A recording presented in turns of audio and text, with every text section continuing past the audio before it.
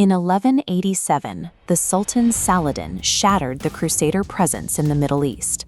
At the Battle of Hattin, he delivered the most crushing defeat the Christians would ever experience, using the fragmented chaos of the region to his advantage before finally recapturing the holy city of Jerusalem. Along with the city, Saladin seized the most sacred relic in Christendom, a fragment of the true cross, believed to be the wood of Jesus' crucifixion. This loss echoed across Europe, prompting the Pope to issue a call for a Third Crusade to reclaim both the relic and the city. Richard the Lionheart, the newly crowned King of England, answered that call with a singular obsession. Known for an aggressive and arrogant temperament, Richard abandoned his throne in Europe to set sail for the Middle East, intent on a glorious conquest over the Sultan. The rivalry turned personal during the Siege of Acre. When negotiations for a prisoner exchange stalled and Saladin missed a payment deadline, Richard marched 2,700 Muslim captives to a nearby hill and executed them in full view of the Sultan's camp. Saladin retaliated immediately, ordering the execution of 1,600 Christian prisoners. These mutual massacres ended any hope for an easy truce. The campaign ahead would be defined not by chivalry, but by a cycle of uncompromising, retaliatory brutality. Richard knew that heat and thirst had doomed previous Crusader armies, so as he marched south toward Jaffa, he enforced a rigid logistical discipline. He kept his troops in a tight, defensive formation, moving them slowly along the Mediterranean coast. This strategy allowed the sea to protect his right flank, while a fleet of ships moved alongside the army. These vessels provided a constant naval resupply of fresh water and food, ensuring the Crusaders remained well-fed and hydrated despite the brutal climate.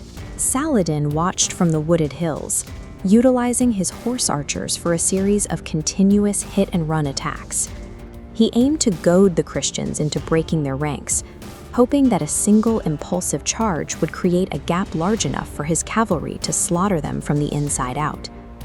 The pressure reached a breaking point near the city of Arsuf.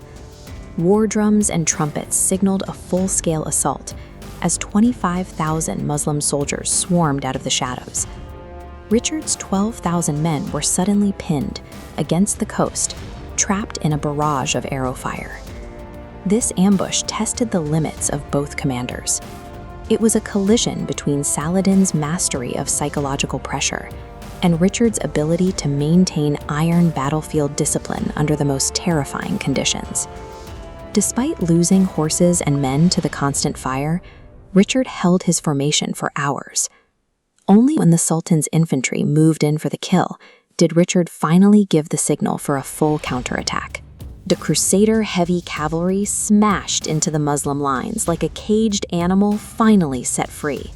Richard led the charge personally, engaging in hand-to-hand combat as his knights routed the Sultan's forces.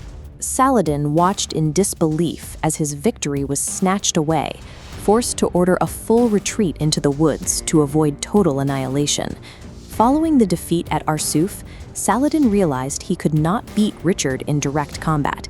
He shifted to a scorched earth strategy, systematically destroying his own port cities, including the vital staging ground of Ascalon, to exhaust Richard's resources and break the Crusaders' morale. As the war reached a logistical stalemate, the nature of the rivalry shifted. Richard began negotiating directly with Saladin's brother, Al-Adel, and the two became such close friends that Richard even proposed a peace through marriage between Al-Adel and his own sister. By the time they reached the gates of Jerusalem, the Crusaders realized the Muslims were not the monsters they had been told of in Europe. This prolonged exposure to Saladin's strategic genius and Al-Adel's honor transformed Richard's initial hatred into a profound, grudging respect for his rival. In 1192, Saladin saw one final opportunity. While Richard was away in Acre, the Sultan launched a surprise assault on Jaffa, breaching the walls and driving the defenders into the citadel. He nearly secured a total victory that would have ended the crusade then and there. When word reached Richard, he rushed to Jaffa by sea. Seeing his banners still flying, he jumped into the surf with a crossbow and sword, leading an amphibious charge through the waves. His sheer boldness startled the Muslim forces, allowing him to retake the city in a matter of hours. The next morning, Richard positioned his infantry into a menacing hedge of grounded lances, a static spear wall that neutralized Saladin's cavalry. Behind it, alternating teams of crossbowmen continuously fired and reloaded. This defense decimated the Sultan's troops, unable to penetrate the lines. After hours of failed charges and heavy losses, Saladin withdrew. The victory at Jaffa solidified Richard's reputation as a peerless commander, proving to the Sultan that the king was virtually invincible on the battlefield. Immediately following this final triumph, Richard's body succumbed to the strain of the campaign. He was struck by a debilitating fever that left him bedridden and near death. In a legendary act of chivalry, Saladin chose not to exploit this vulnerability. Instead, he sent his personal physician along with gifts of mountain ice and fresh fruit to treat the king, helping Richard recover so they could finally discuss a lasting peace. The resulting Treaty of Jaffa ended the Third Crusade.